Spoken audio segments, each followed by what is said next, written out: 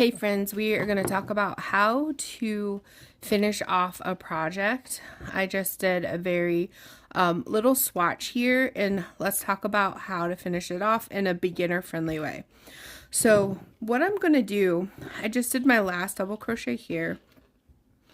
I am going to make one chain after that.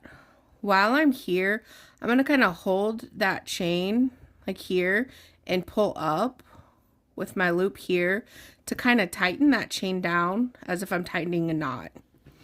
Then what I'm going to do is I'm going to cut my yarn, and then I'm going to pull my yarn through that last chain I just made. You do not want to pull it this way because you will undo it. So we're going to pull this yarn straight out like that. Then we're going to need to get ourselves a yarn needle, and once we thread our yarn on that, hopefully I got one with a big enough.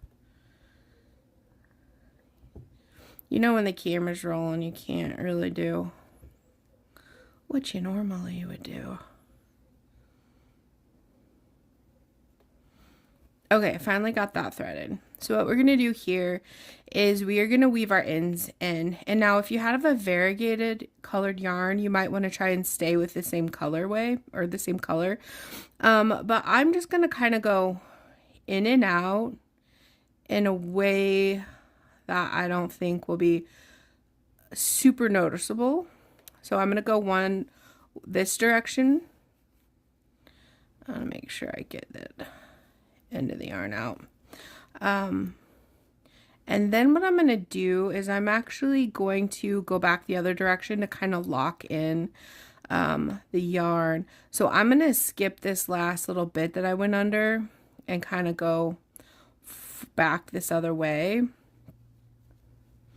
And I'm not showing you a whole lot. You can get way more detailed and weave your ends in a lot more than that. But after this, sometimes I usually kind of pull here so it kind of scrunches up, and I trim, and then I kind of pull that back out so it gets, so that's kind of how I weave that in.